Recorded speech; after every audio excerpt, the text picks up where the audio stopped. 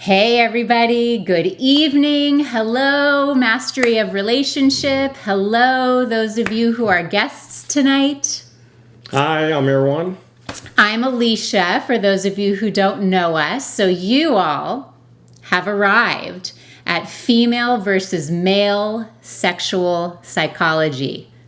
Beyond the War of the Sexes. Yes. Yeah. Yes. So here's how tonight's going to go. So, like I mentioned earlier, I said mastery of relationships. So those of you who are guests, like you got tickets to be here tonight, you're visiting a session of our weekly group coaching program. It's called Mastery of Relationships. So this is one of the sessions. Usually it's a closed class. Every once in a while we open it up. So you're here to join us, which is awesome. We are going to start in a couple of minutes with a guided meditation after I share with you a little bit about us, how we got to be doing this. We'll do a guided meditation, and then we will explore female versus male sexual psychology. We're really going to get into it. You guys are going to have an opportunity to join a breakout room during the session and share and meet each other. Those of you who are new, you'll have an opportunity, a cool opportunity that we're offering to you. I'll tell you more about that later. We'll have time for some questions and some sharing, and we'll end about 9 o'clock. So, the first thing I actually want to say here is we have a new member of Mastery of Relationship, Ashley. Welcome. Ashley, will you wave? I'm totally putting you on the spot right now. Everybody's waving at you. There she is. Great to see you. Yeah. Hey. So Ashley was at an event a couple weeks ago, and now she's here in Mastery of Relationship. So it's great to see you. For those of you who are new, I'm going to give you a little bit of a sense of us. So for the last 25 years, Erwan and I have supported over 12,000 singles and couples in unleashing their relationship potential. So that's what we do. We're totally passionate about it. And a lot of people want to enhance their romantic relationships. Like that's probably why you're here. And you might be single, you might be in a relationship. Singles often come to us because they want to learn how to get into that soulmate relationship and have that go really successfully. Couples come to us because they want to have even more juice, more connection, gain more skills. Some people have specifically some sexual issues or goals, psychological challenges. We all have those in relationships. So really it can be any of those things. We have a method that we use. It's called the Davon Method, and it's what we use to address all of your goals in romance and sex. The first part of it is consciousness, bringing awareness to those hidden relationship patterns that we all have. It's a psychological aspect of our work. The second part is making contact with your deepest self beyond those patterns, like who you really are. From there, you learn to create chemistry, unleash the chemistry between the masculine and the feminine, which is a lot of fun. Then we go into choreography, which means dancing through the stages of relationship, gaining skills in all those stages, from flirting and seduction to actually getting into a committed relationship, into the long game of relationship. Lots of skills involved, so you learn those. And then last but not least, you cultivate your sexual potential, including sensual techniques like extended orgasm. So tonight we're focusing on kind of two parts of that, the psychological aspect and also the masculine-feminine aspect of our method. Erwan, would you say a little bit about your background, how you got here? No. Tell us your life story. I won't do it. Because it's a tragedy to start. My parents, had a very, very difficult time with their relationships. That's the case for some of you as well. I'll spare you all the details. I needed a lot of support as a child. I was in therapy multiple times a week, psychoanalysis multiple times a week as a teenager. I had an obsessive compulsive disorder. I couldn't function. I was removed from school. It was just, some people have had it worse, but it was pretty bad. The silver lining, the gold, the beauty in the whole thing was that it really had me start to deal with myself and address myself from an early age. And that turned into the biggest blessing it possibly could have been. You know how sometimes when something really kind of sucks or is bad or something like that, and then in hindsight it's great that happened? That's how this was.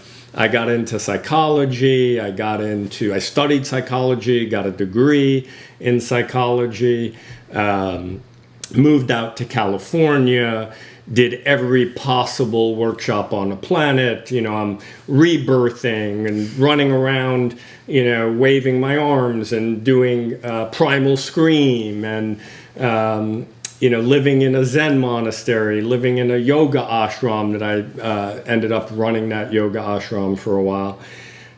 So I just got into all that stuff, ended up leading transformational courses for the world's largest organization that does that.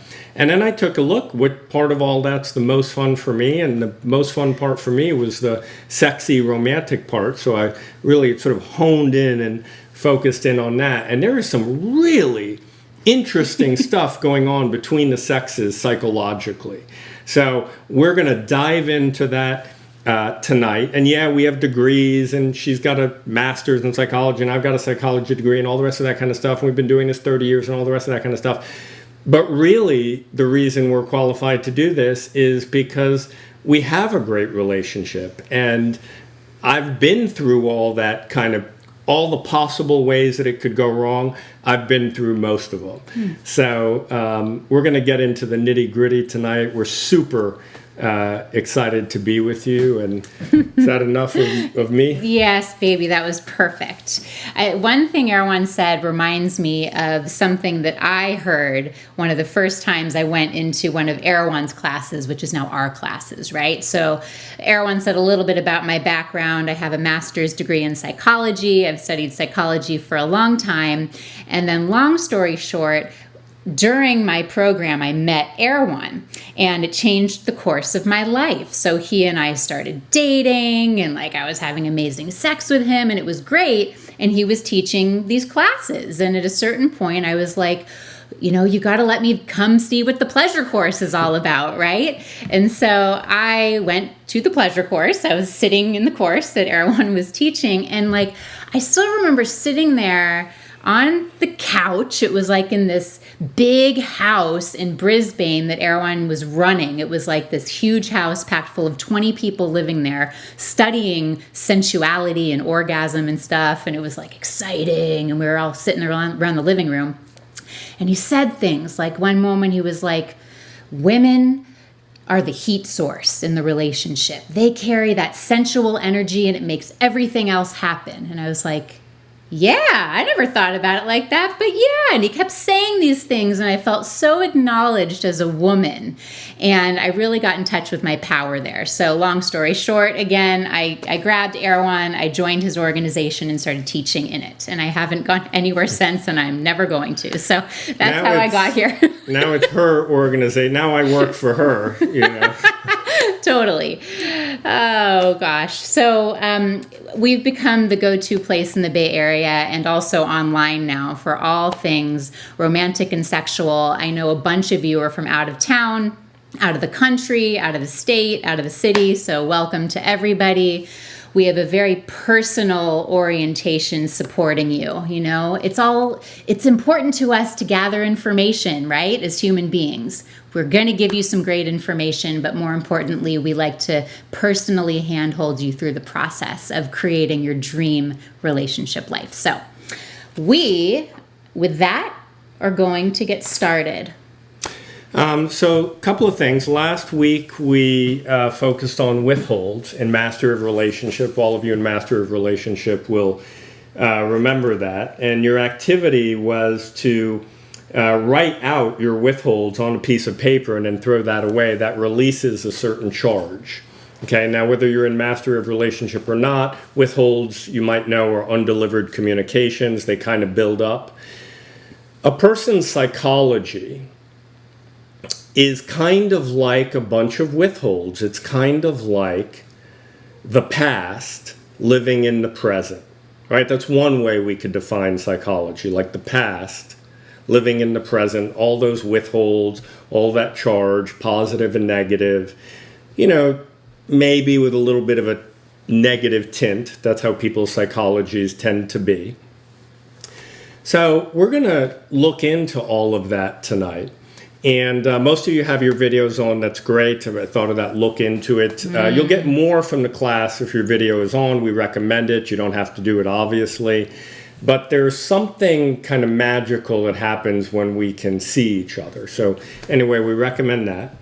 And let's start off with that guided meditation that Alicia mentioned earlier. So let yourself sit in a very upright posture, nice and alert, nice and upright,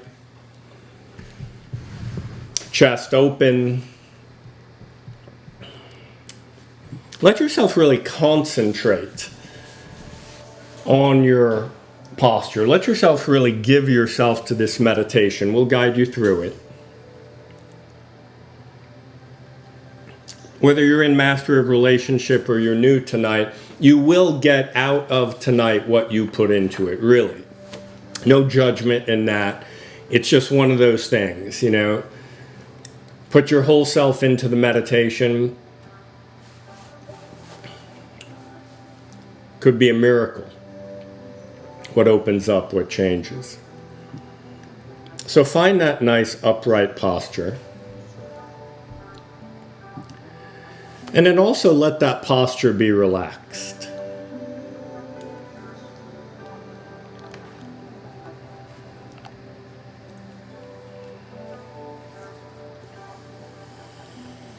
If you're relaxed, you're more receptive to your experience.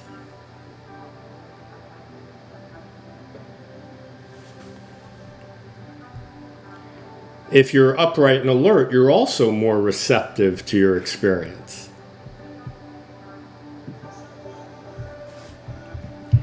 So that's our goal here.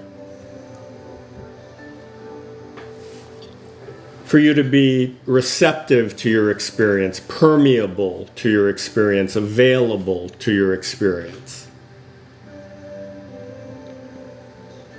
So relaxed, upright, still. There's no moral issue in any of that. It just makes you more available to yourself.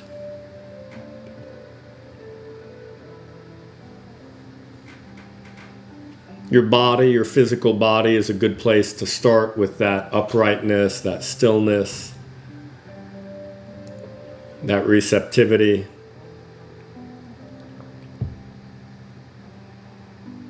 To really focus on the sensations in your body.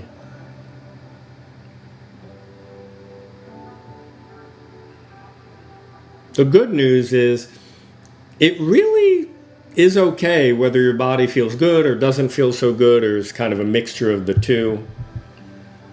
Usually we're really oriented around trying to feel good and make things a particular way. That never turns out, you might have noticed, or at least rarely does.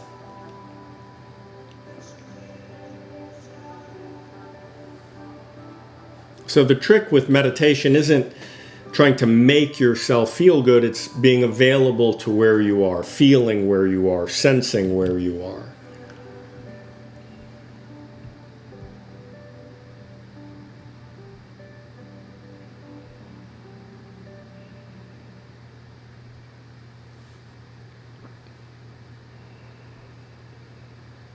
And you'll notice that if you stay concentrated in your physical body, your experience gets more subtle, gets more detailed, gets deeper.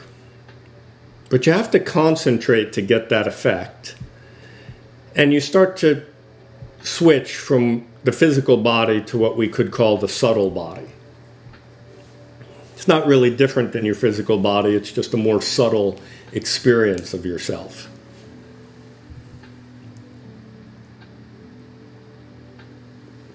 Things like energy and heat and emotions and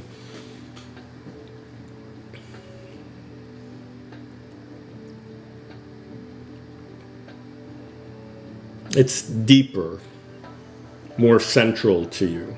Less obvious, more subtle, but somehow more central, more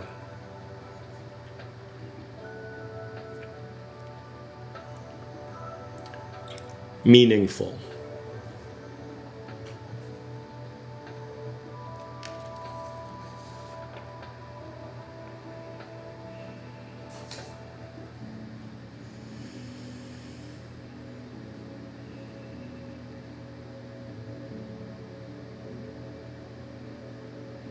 And it takes some stillness to notice that greater subtlety. But once you notice it, it's like, oh yeah, my heart.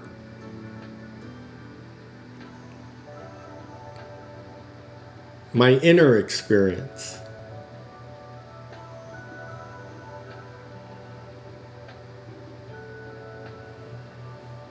And just like your physical body, it's fine if your inner experience is pleasant or unpleasant. It doesn't really matter. What really matters is that you're open to your inner experience.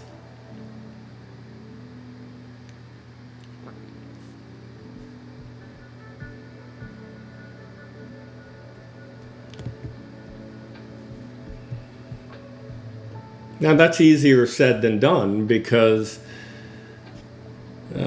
your inner experience it's kind of like opening up to your mind, right? To your psychology, if you will.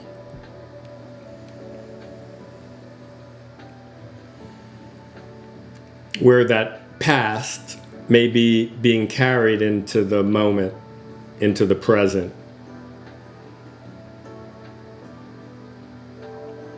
So it might be kind of intense.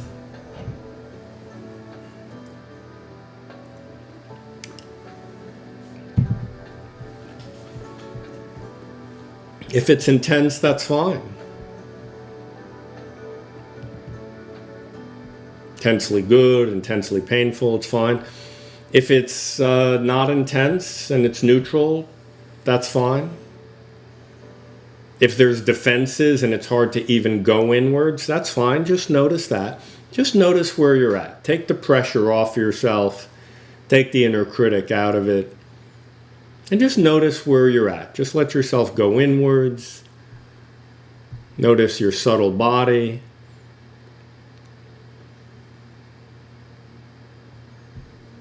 Notice your experience. Notice how you get kind of a lens, an X-ray right into your mind.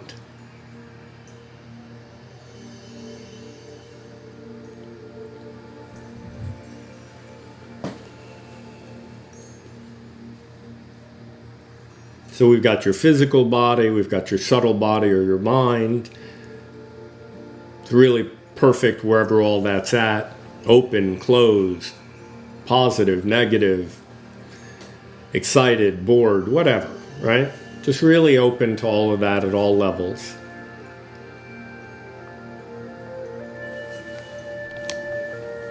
And notice what that's like to be that open.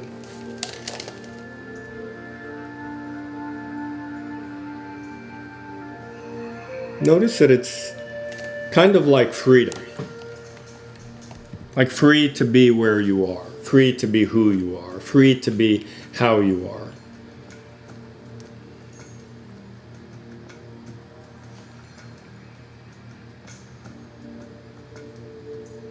That you don't need to do anything about it. Tonight's not about fixing you. As far as we're concerned, there's nothing wrong with you. Our experience of you is that you're perfect exactly how you are.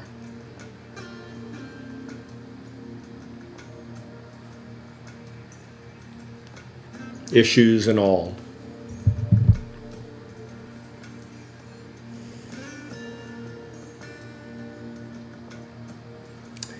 And I'd like you to notice something in particular, which is that if you really give yourself space to feel physically how you feel emotionally how you feel, let your thoughts come and go without taking them too personally or getting too involved with them, you can notice something that's more subtle than your physical body and even more subtle than your subtle body. And we could call that consciousness.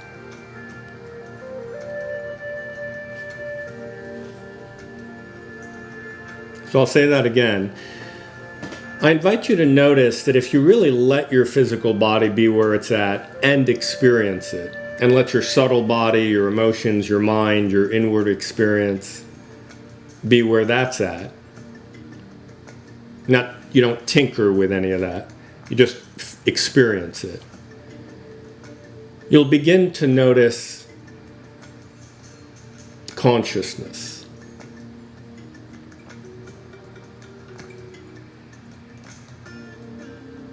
Or awareness.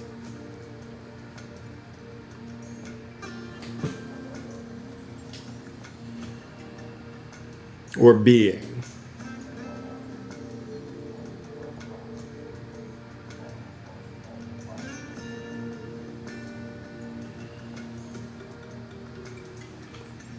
Or life.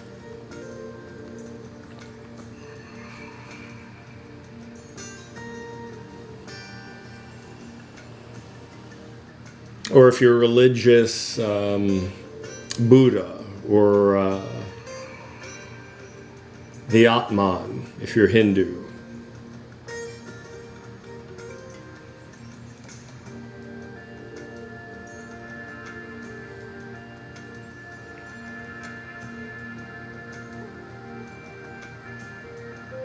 All right, or whatever word you like. But you notice something that's most central.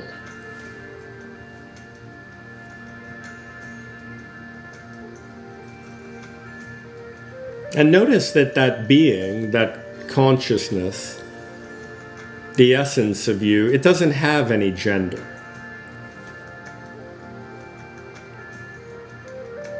It doesn't even have any shape.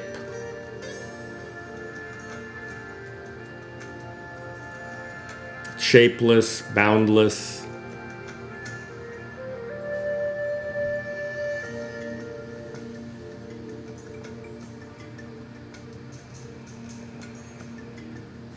And the only way to really experience that and realize that is not to change your physical body or your emotions or your mind. Everybody's sort of working on themselves. We don't recommend that. We recommend just really being with yourself exactly how you are and noticing what's most central.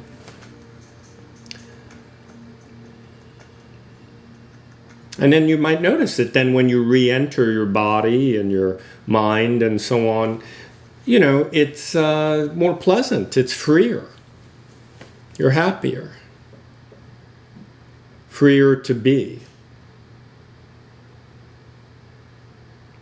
Freer to enjoy your male body or your female body.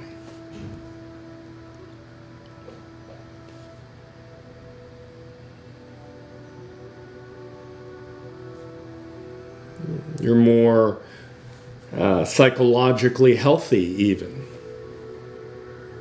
More positive orientation towards your maleness or femaleness or however that goes to you, for you.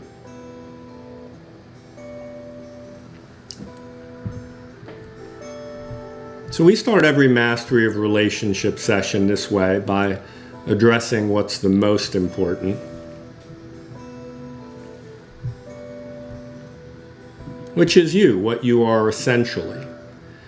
And then from here we can go into your mind and your body, male body, female body, your male sexual psychology, your female sexual psychology. And it's more like an adventure, an exploration versus a repair job or fixing something. And there's a whole world of possibility that's present. Really, I mean, male, female, masculine, feminine, that is a really exciting game. There's a lot of possibility there. And I think we all know that. As far as we can tell, that's the funnest game in town. You don't want to miss that. Be like, going to the amusement park and, they got a whole bunch of rinky-dink rides, and then they got the, biggest roller coaster in the world, the most exciting, like in the middle of nowhere. It's just a, massive ride.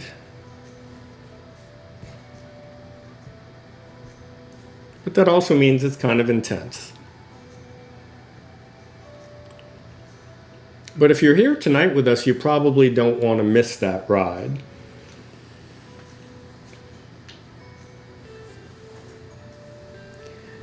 So just bring that presence, that awareness with you as we enter this conversation. You can gently let your eyes open, but, stay with yourself, right? Stay with your body. Notice your mind. See if you can really stay in contact with what you are. Again, the language doesn't matter to us. Buddha, being, consciousness, life, really doesn't matter to us. But see if you can stay with yourself at that deepest level, right? That boundless level.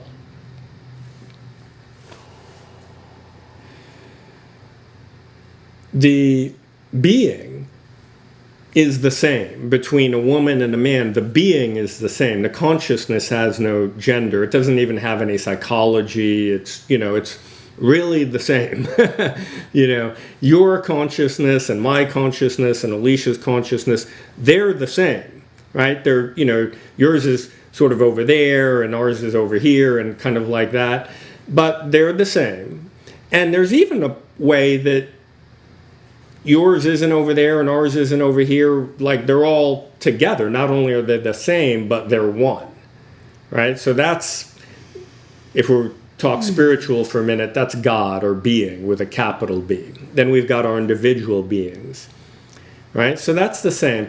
But then when you take that consciousness and you put it into a vehicle, right? Like Alicia's got a vehicle, I've got a vehicle, right? Like the body's kind of like a vehicle. You're not your body, but you've got one, right? Like you're not your car, but you might have one. You're not your house, but you've probably got one, or you live someplace, even if it's a tent, right? You've got some kind of house, you might have some kind of car. Car is probably a better example because it's a vehicle. Now the female vehicle and the male vehicle are different, right? And when you take consciousness and you put it through those two different vehicles, a different body, different sex organ, and different brain, by the way, right? The brains are different, as the neuroscientists have told us. You get a different psychology. You get a different set of concerns. You get a different orientation to life. Right? A lot of it's the same, but a lot of it is different. And if we narrow into our focus tonight, sexual psychology, wow, okay, they're very different actually. Right? So if you take consciousness and you put it into a female body versus a male body, you get a different psychology and you get a different sexual psychology. You get a different set of concerns, different perspective, a different outlook. And that's, it's really important to know that and appreciate that, because sometimes when we're relating to the opposite sex, we're relating to them like they think like we do, or they have the same set of concerns that we do. And if we're judging them, sometimes we're judging them, the way we would judge somebody of our own sex, right? If you judge a woman by a man's standards, she's going to fail. She's not a man. If you judge a man by a woman's standard and how she thinks, he's going to fail. All right, so let's just take a moment to really appreciate the difference, right?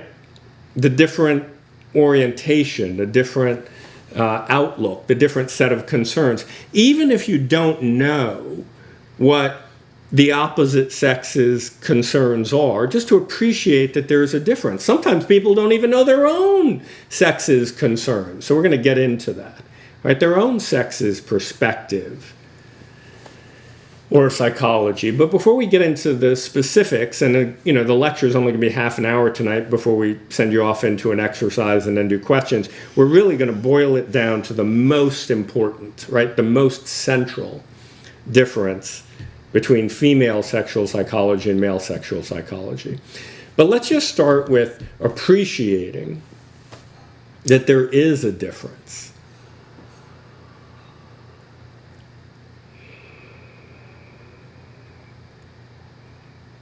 And you might notice that's kind of exciting, right?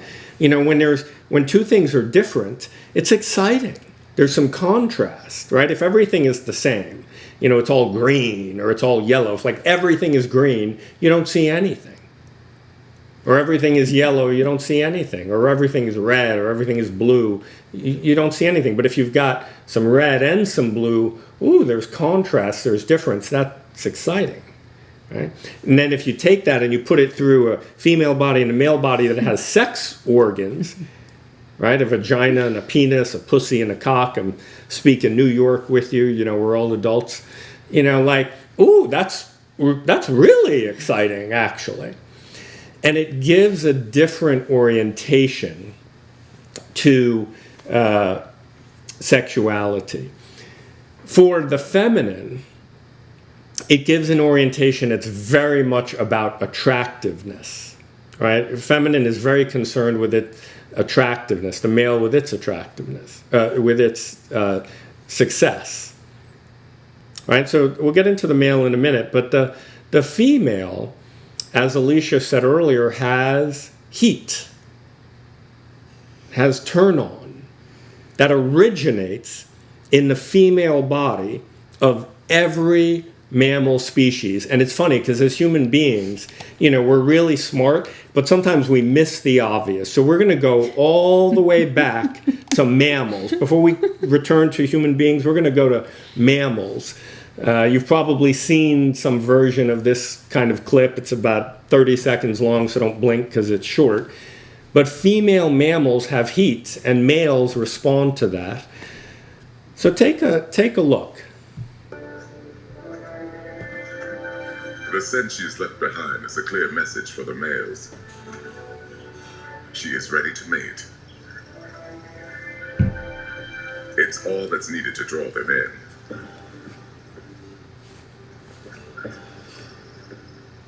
The males, still inexperienced, seem uncertain.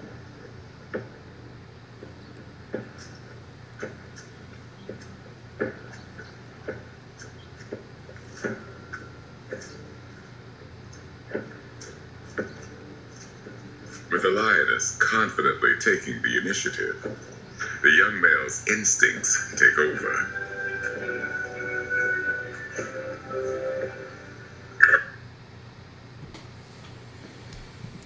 So, I often mention this thing about females having heat and males responding to it, and talk about how I learned that watching a PBS nature show about almost 40 years ago. But this is the first time we've shown it. So, it's funny because we often miss that. One of the differences, maybe the central difference between the female vehicle and the male vehicle, is that the female vehicle goes into heat. For animals, usually during a particular season or a particular time of year, but for human females, that can be in a particular time of year, like the spring or the fall. That heat cycle's a little higher. When else can it be? Well, in the spring or the fall, it can be at certain times of the month, like at ovulation.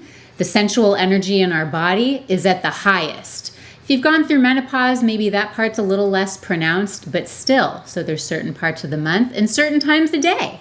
Morning time, I have more sensual energy running through my body than at night.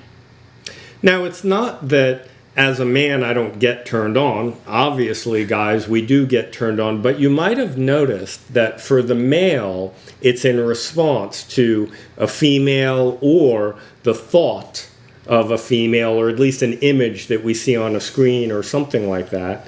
Whereas for females, it just originates in their bodies, maybe on a daily cycle, definitely on a seasonal cycle, right? On a monthly cycle around ovulation and before menstruation. Also, when women are around other turned on women, there's that extra added heat or turn on.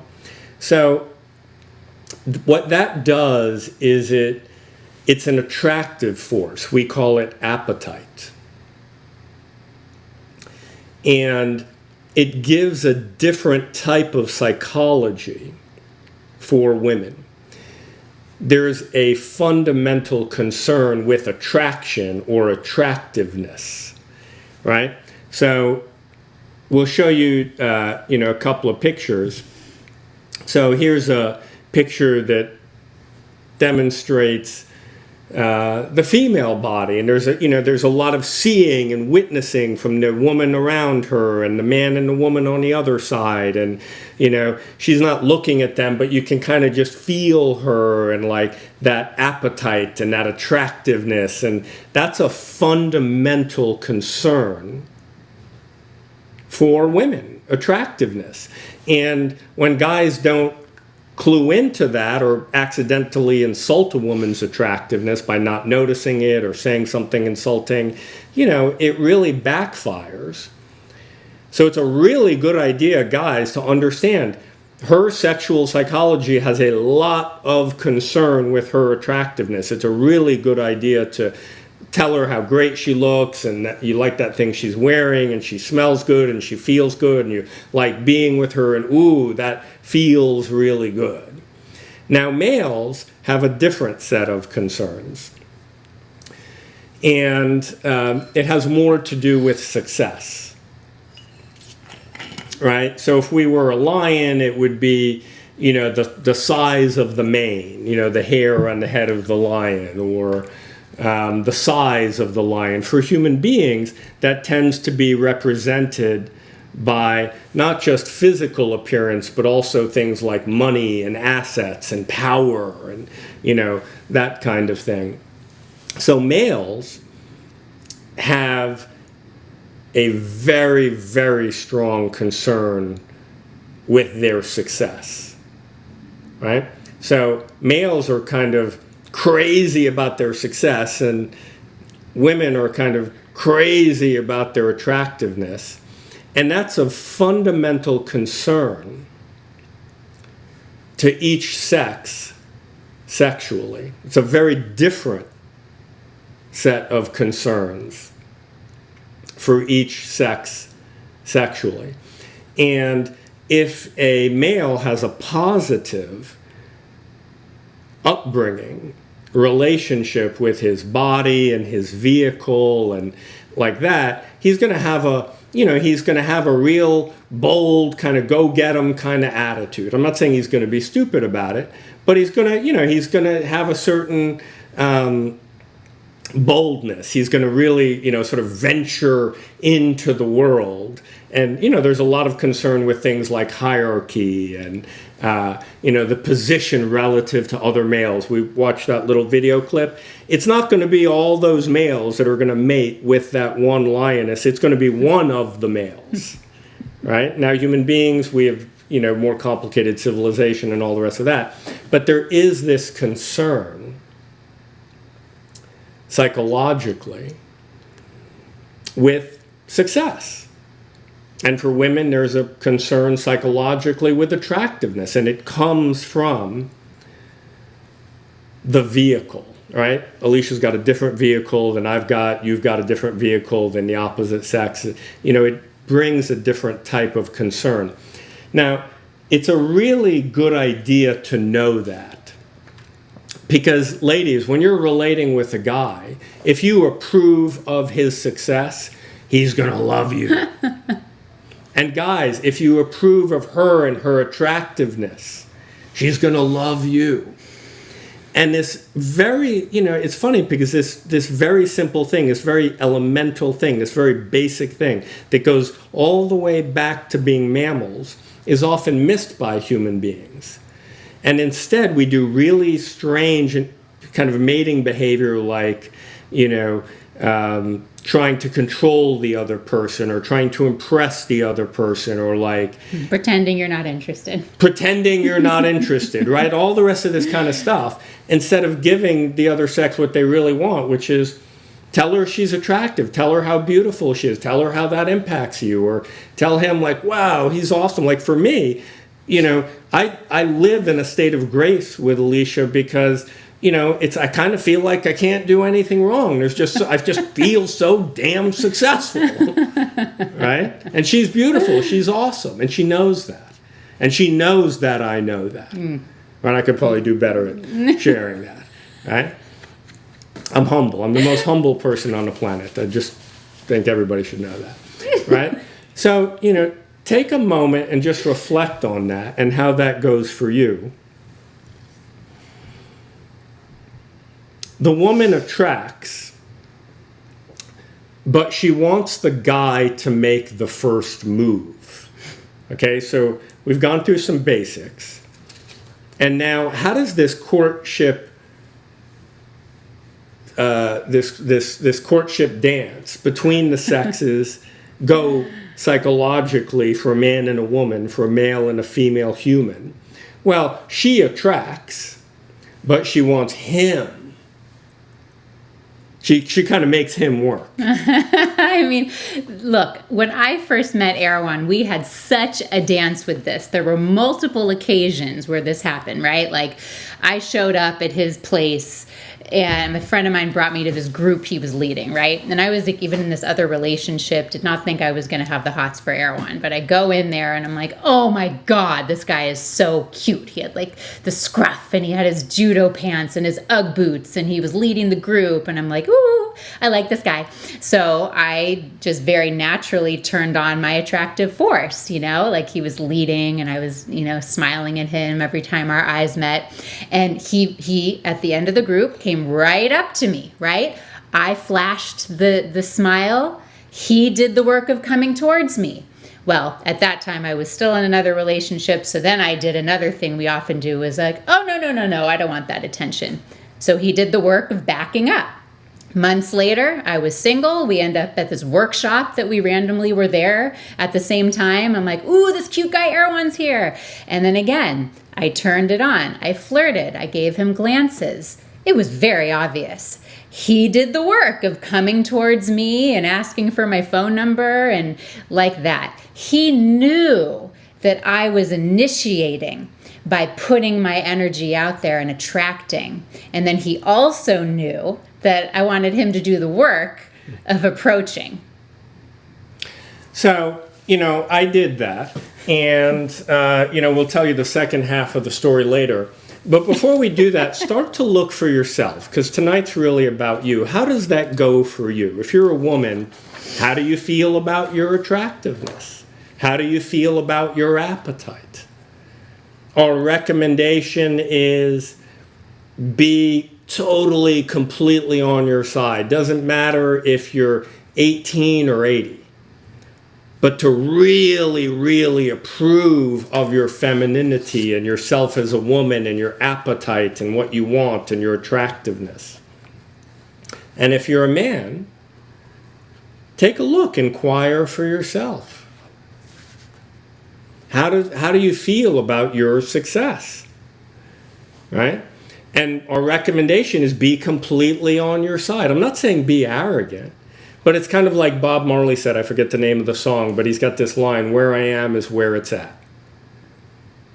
Right? To really approve of yourself that way, to have that kind of relationship to your success, because that's what women like. Women like a confident guy. Right? I'm not saying be arrogant. But, it's really okay to be confident. Your inner critic guys might be telling you, oh no, you're not, so you need more money, or you need more this, or you need more that. You don't need that. It's good to have that stuff, but really to be on your own side, right? Another way of saying that is to really approve of your genitals, approve of your vehicle. You're a man, rockin', great. You're a woman, rockin', great. To have that kind of relationship to your appetite and attractiveness or your success. All right. Now we're going to talk a little bit about different ways that this can go right and go wrong. All right. So we're going to put up a few different quotes, all right, from different books, and I'm going to try to sort of breeze through them. Okay, so we don't take too long on this because we've got 3 or 4 that we want to go through with you. And this is about psychological conditioning sexually. They, in other words, the parents, this is from Kohut, one of the most famous psychologists of the last century. They, the parents, are empathically attuned, supportive, and adequately mirroring of the child's developing self if they respond to this development with pride and joy.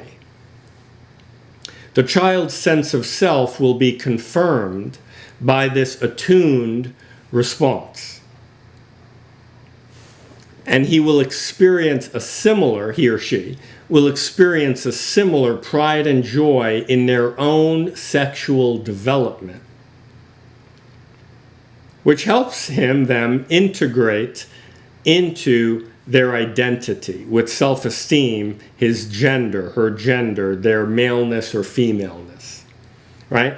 So if there's that positive mirroring of your vehicle, your gender, that gets integrated into your sense of self, and you have a positive relationship to that.